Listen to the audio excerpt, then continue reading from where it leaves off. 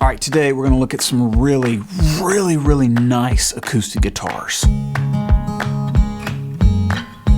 Kevin Thompson is a member of Tennessee Ripple. They are an amazing bluegrass band out of the Memphis, Tennessee area. He has a little studio at his house. He has an amazing collection of acoustic guitars, really fine instruments.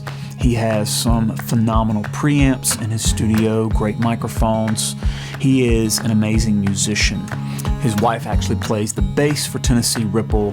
And now it's gone like a life of a child when it turns its back on your mind.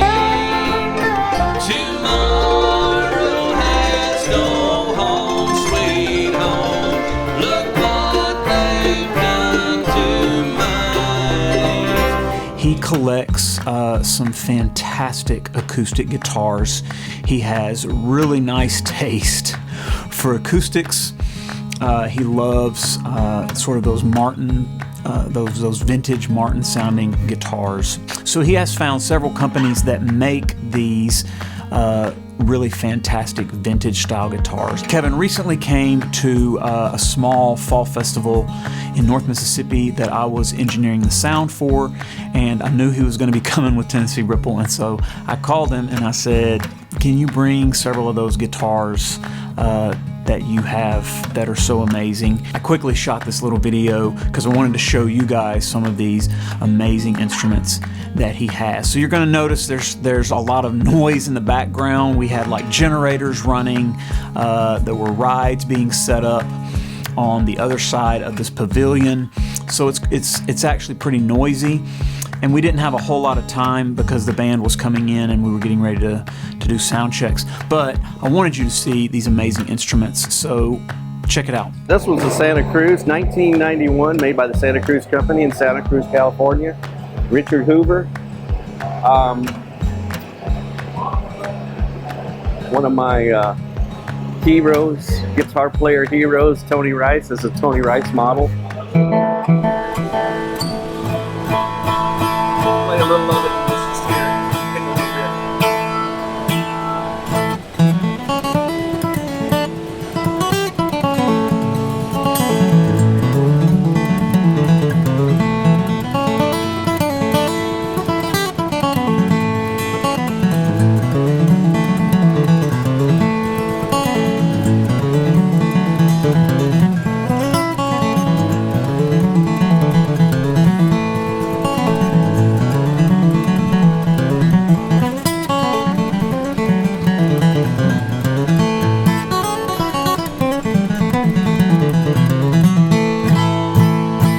So whenever you order a guitar, what are several things that you tell people whenever you have one made for your needs?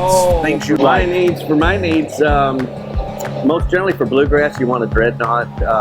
Although here lately I've gotten into the OMs and triple O's just because they're nice to sit around and play. But when you're playing out, just because you're playing with banjos, basses, you know, and you know, the guitar is more of a percussion type instrument, you know, with the rhythm and all. So dreadnought just has that volume and that depth that you need for bluegrass music. But you know, one of the things, this one's got a Sitka spruce top. You want to, usually a spruce top you want. I tend to lean towards the rosewood style guitars, although the mahoganies are awesome. Tonal quality is a little bit different with the two woods, but I mean, you can't go wrong with either one, either mahogany or rosewood. Rosewood gives you a little more depth, a little more, just a little more, depth to it, a little more character. Yeah, exactly. Character, I would say.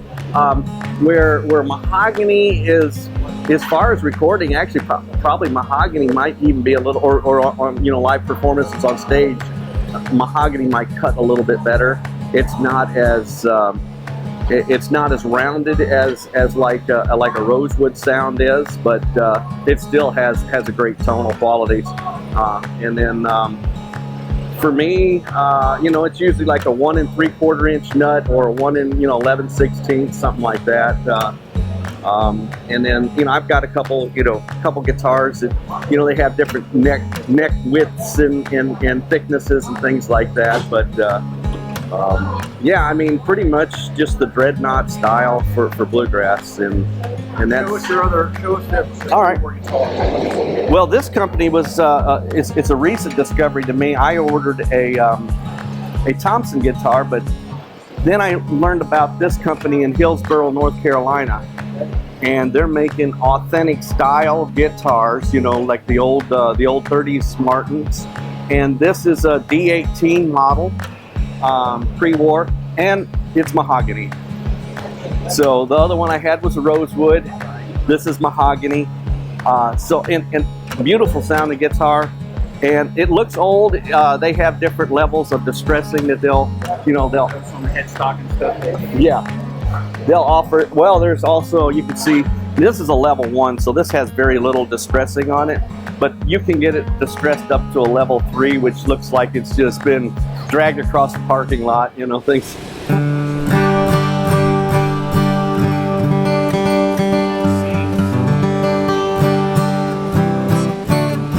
this has a little bit more punch, maybe just a direct, where the rosewood guitar is a little more, gives you a little more, like you said, character, a little more roundness. This has a little more direct punch to it.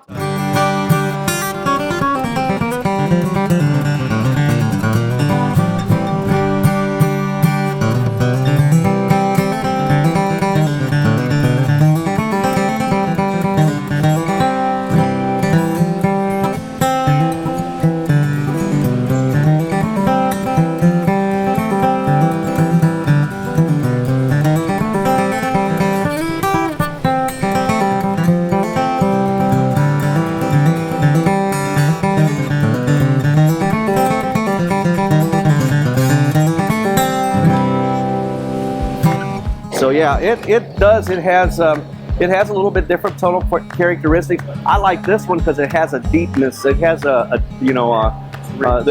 rich. It has a good bottom end to it, so it's well balanced that way. This one has that. Other one had a Sitka spruce. This has an Adirondack spruce top to it. A little bit harder top.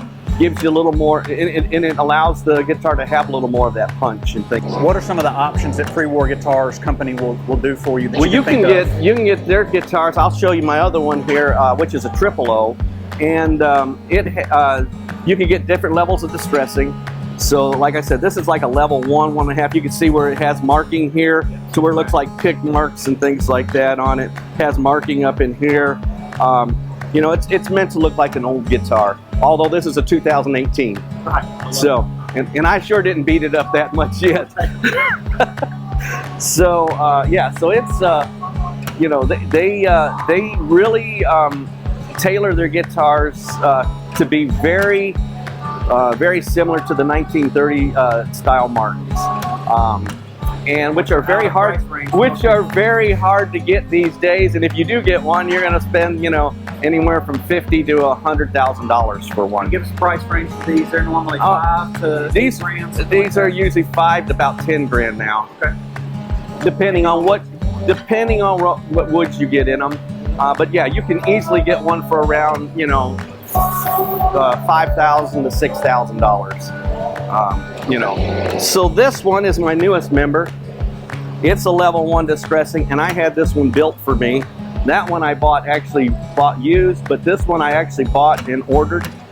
So this is a 00028, which is like a D28, but it's the 000 version. It has the Evo frets in it, which are actually wear less than your regular nickel alloy frets.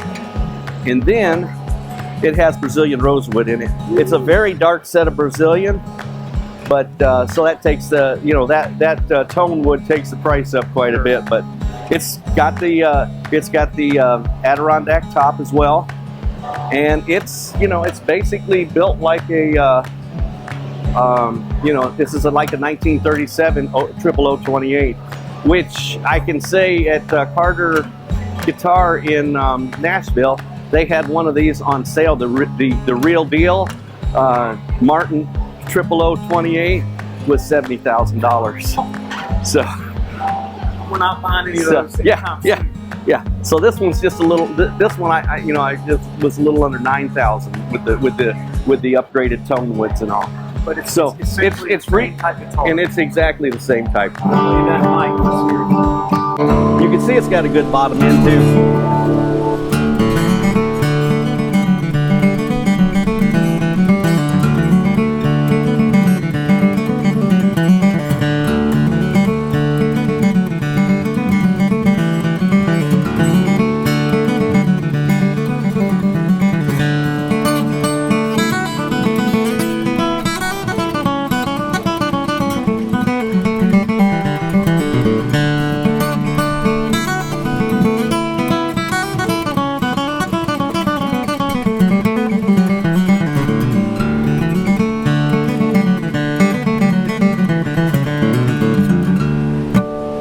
I love it, man. Yeah, I love it. Well, thank you so much for showing the guitars off to us. All right, thank you. If you haven't subscribed to my YouTube channel, please do so. I'll see you next time.